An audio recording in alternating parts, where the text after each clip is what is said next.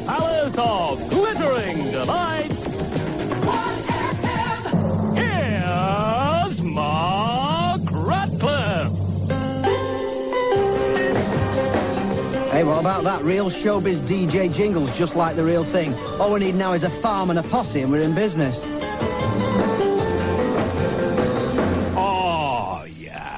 Well, greetings, Space Cadets, and welcome to the new, bright, young sound of Nighttime 1FM, presented by a bloke who's older than the last one, but it was thought that radical change was long overdue, so we've replaced what was basically a bloke and a box of records with another bloke and a different box of records. This is all a bit weird for me, though, because I never wanted to be a DJ. I actually trained as a slaughterman in an abattoir in Farmouth near Bolton, and it's nice to have a trade to fall back on, and in fact, you never know when those kind of skills are going to come in handy. And just this afternoon, you wouldn't believe it, to fire a bolt from a collapsible crossbow through the head of a cow that had wandered into the studio. Let anyone in here since they privatised security. Anyway, I'll tell you about the show after the next record, but I've been listening to these DJ fellas over the weekend to pick up a few tips, you know, and it seems what you need is lots of people on the show saying how great you are. Mark Radcliffe. He's dead good at playing records, and great. So, good evening, and this is all very strange, really, because I'm still trying to get used to the idea that we're going to have to do this 4 nights a week, and it's a bit too much like working for a living, really. The main reason I got into this was because it was better than working for a living. I must correct something that I said first of all. I said I was a slaughterman in Farmouth near Bolton. I was only joking there, because it was in Lee, actually. Right, I've got a great new outfit for the show, though, because I wanted to do it properly. I've got a bright orange dust coat, and I kid you not, because you want to keep your clothes in good order, you know, in case you have to go and open supermarkets, do fantastic DJ things and all that. And a little jaunty white peaked cap with DJ written on the front, you know, just so everybody will know in the canteen who I am. And I just hope that the people who've listened to the shows that we've done before won't feel disenfranchised, because this really will be a sort of cross between Out on Blue 6, Hit the North, and World in Action. And we're going to have live music, of course, and we're going to have live in fact, we're only going to have live sessions. We're not going to have any recorded sessions at all. We want everybody here playing. Everybody who plays on the programme will be playing live. Have a full-blown band once a week and an acoustic session once or possibly twice a week. So it has all got to be live on this programme. That's the general idea of things. Another thing, apparently, that you get when you're a top-flight show business DJ is you get yourself a posse, apparently, who are a sort of group of witty people who chip in at every available opportunity. And it's funny, you know, you check in and you get your dust coat when you clock in, and you get a posse as well. So it's now time to meet the fantastic new show of Show Evening Posse. Hello, Posse. Hiya, Mark. Oh, no, Lord! How you doing now, kid? I thought I'd left you back on Radio 5 on Hit the North. I thought... Swung it, Arkid. I had a few words with a few of the right people. I swung it. You're joking. No, I'm with you, Arkid. So you're the posse? I'm with you. I'm all the way, Arkid. Right behind you. Feeling better, all right. And I see that, coincidentally, you've got yourself an orange dust coat and a white peaked cap. What does it say on there? Lard. Lard, and assistant DJ. Yeah. On the cap, so you're my assistant, are you? Yeah. Well, I saw you in the canteen today, and you look so in command in that gubbins. Yeah, I thought I've got to have some. Yeah, I look good. Isn't that a woman's dust coat? Yeah, it's nice, isn't it? I wish I'd got one of those now. We've got lots of helpful jingles, actually. It's Monday! And so, you know, I think just to remind you, it is worth putting all these kind of things in. In the meantime, we've got another semi-regular feature, which, well, I think you're going to find this useful, that's all I can say. We've got some no-expense backing music for this bit. That's nice, it gives that sort of late-night feel, I think. And this part of the show is called Rats Can't Vomit. An occasional series. Here, lad, what do the following gubbins have in common? Crocodile dung, pig's teeth, frog sperm, human excrement, fur, and moss from the skull of a victim of violent death. Yeah, they're all pizza toppings. My arse. It's not, is it? No, they're all substances that have been used by doctors for treating illnesses. Strange but true! And not only that, but people used to relieve toothache by rubbing human urine into the gums. What do you mean, used to? And the Romans cured toothache by tying toads to their jaws, which is where toad in the Keiko comes from.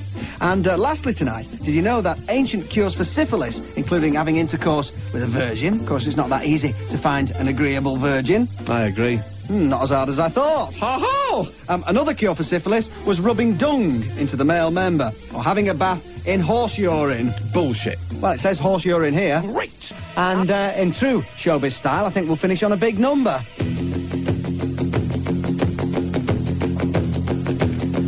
The time has come for me to say ta-ta. Au revoir, even dando and potpourri. Dos Vidania Tzatziki and Nosferatu. We're off to bed, Bug, Bobies, Lard and me. Oh, can I sleep on your side of the bed tonight, please, Scrawn? I'm sick and tired of banging against the wall.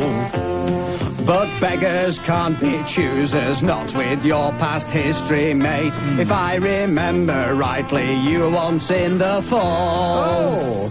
Oh, trust you, Scrawn, to bring up my dark and murky past. What a totally despicable thing to do. You're a bore. Sleep on the floor. Oh, do I really have to? Oh, yes, you do, boss, actually. Guitar solo. You think that was okay? It was all right, rhymed. It did, right. Hey, what was that thing you were sticking him in back in bed last night? Me torch. What did you have a torch in bed for, you balloon? I was looking for the Hoover. Oh, I see, right. Hey, it's not gone too bad tonight. I felt a bit tired at first, but I feel a bit perkier now. Picking up. Yeah. I think I'll go to bed. I thought you were good tonight. I'm feeling rather chirpy, lad, too wired to go to bed. When we get home, whatever will we do? Please yourself. Put up some shelves? Dance around like elves. Well, that does seem to be the sensible thing to do. Lad's gone over to the pub again. I don't trust him, and that's told us probably, well, it has gone by now.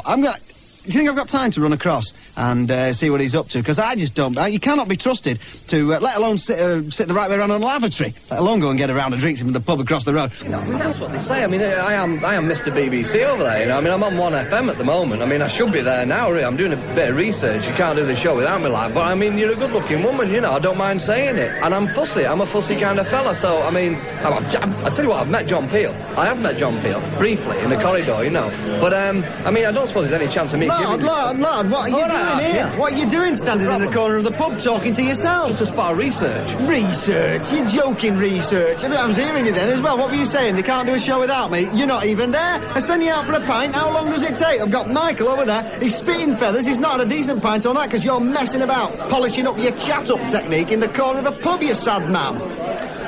Guilty as charged, you know. Right, well, will you get your arse into gear? I've had to come out, leave him in the studio. The records are probably going all over the place. I want you to get him a decent pint, get back to the studio pronto. I've got Julie Cruz coming on. When it's finished, I want you back there or you're in trouble, right? All right, Archie. Look, I'll be over in a minute. Anyway, as I was saying, love, you know, I like older women, you know. That's a very nice hairnet you've got on. I mean, I've got a Ford Porsche, you know. God knows where Lard's got to. I don't know, he's not back yet, but, well, we just have to struggle on without him. And how testing that's going to be. Unexpectedly. Tales of the Expected. Hello, Phil Booth here with another Tale of the Expected. But before I start, have you ever wondered, right, what would happen if we got all the electrical equipment that's ever been made in the whole of the world and laid it end to end? Yes, as expected, it would take a very lot of organisation. Which reminds me of a true story I heard about a man who was waiting at a railway station when he was approached by a tall stranger who thrust a ticket into his hand which seemed to glow. The ticket, that is, not his hand. And the stranger said, "Get the next train no matter what its destination."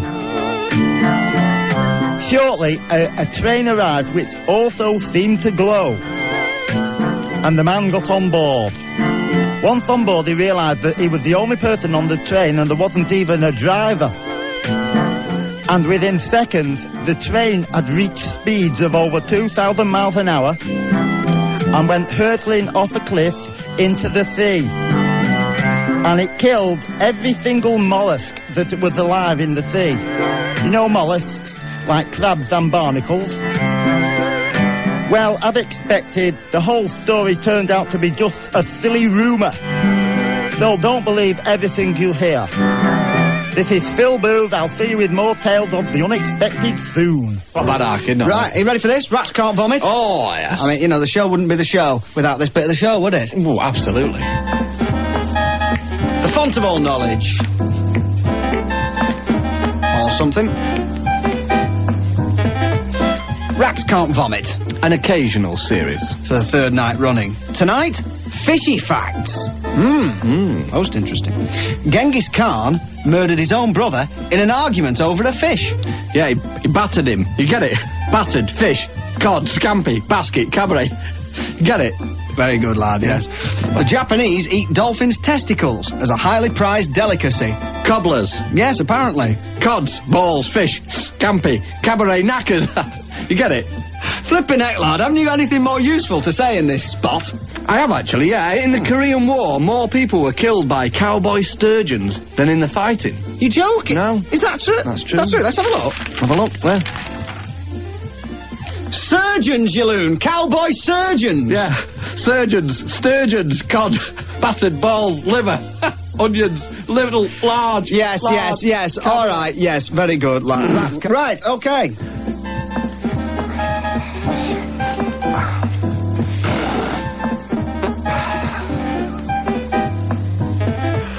Rats can't vomit. Soon to be an occasional series. Tonight, health and hygiene. Did you know, lad, that the bed bug can live for up to 4 years in your bed and go 18 months between meals? It'd make a good pet, that, wouldn't it? Why? Well, you wouldn't have to buy a tank for it. You wouldn't have to feed it. You have to get a bed, though, lad. The 11th Duke of Norfolk refused to have a bath and was so repulsively smelly that his servants had to get him smashed out of his brains on spirits and soap him down before he sobered up. Large Scotch, lad. A 6-year-old pillow has 1/10 of its weight made up of old human skin and mite dung. Who's this Mike fella? And finally, Louis XIV was so constipated he took suppositories from infancy. Now, I had one of them once, and for all the good that it did me, I tell you what, I might as well have shoved it up my backside. True. And finally again, his palace at Versailles had 264 toilets. Right, and I've been there, right, and it's a Kazi. And it wasn't Louis XIV, it was Louis III. You get it, Turd? Kazi, 4th, 5th, 6th, 7th, 8th, 9th, 10th, 11th, 12th, 13th, 14th. Very good, lad. Right, this is the moment that nobody's been waiting for. Lad, have you composed this poem, then, to show people the standard to which they must aspire? Hi. Hi, right, lad, top performance poet. And what's this piece called that you've been working on for lots of the night and not done any work? Well, it's not as easy as it looks, actually, this thing, is it? I mean, it's quite hard. I've only just finished. But it's a spoken word crossed with ambient performance art. And it's called Woodpecker. Yeah? Go on. Can I have a bit of hush? Go on. I am naught but a woodpecker, with not a beak in sight. Not a winged birdie type thing, but a pecker made of wood, not capable of flight. Oh, strip back my bark, and let my sap rise. Oh, terrible tsetse fly. Tar. Mark Radcliffe. He's clean and great. Mark Riley. He's not. Yeah, the first one is about firework and about a person and about shoes and about the lungs. He held the burning Roman candle, an outdoor firework without a handle. It made him cough, some bits flew off, and turned his shoe into a sandal. John Hegley. Right, lad, what you got there? Because you've been raging through. Oh. Just did that. Raging. You've been raging through all the presents that have been brilliant. sent in as part of our Christmas presents. Please appeal. Yeah. And, well, what have you got for me? Brilliant. Well, there's a guy called Chris Hammond who sent this book in here with all pictures in, The Art of Sexual Ecstasy. And, it's thick. I mean, there's some pictures, but they're mainly drawings, you know, but they're good drawings. It's just fallen open at a page there, hasn't it? What does, that's... Yeah, I don't think you want to know about that, really. But, I mean, you know, it's not proper pictures, but the drawings, good drawings. So that's pretty good. That was nice. There's a guy here, NJ, Mr. Wright, he sent these things here that you put on your sleeves, you know. Now, those are very useful. You don't see those very much, do you? Those keep your sleeves up and falling down under your jacket, and I think that's a handy thing to have. Yeah, absolutely. And he also sent a pirate's badge. Not quite so handy, perhaps. No. What's this here? This is a good one. This is a 7-inch record, Electronic Movements, by it's a guy who calls you Mr. Ratcliffe. Right. With a T. Chuck it in a bin, then. Right, I'll get rid of that one, then. Now, there's no address on this one, actually, but somebody sent in, Kinks CD, Phobia. Right, the new album. Yeah. Unwanted gift, eh? obviously. How the mighty have fallen. Too ashamed to even put the name on it, actually, you know. Right. And there's a guy who sent a picture of Dave Watson, I believe Everton, his first key. Everton! Is he? You've got a good manager, and his front door key, obviously, wants me to pop round later, so that's quite possible. And a Nazi-free zone sticker, which I'll be wearing on my way home. How PC you are, boy. Oh, yeah. Right, well, we'll go through some more presents tomorrow. Okay, what's next?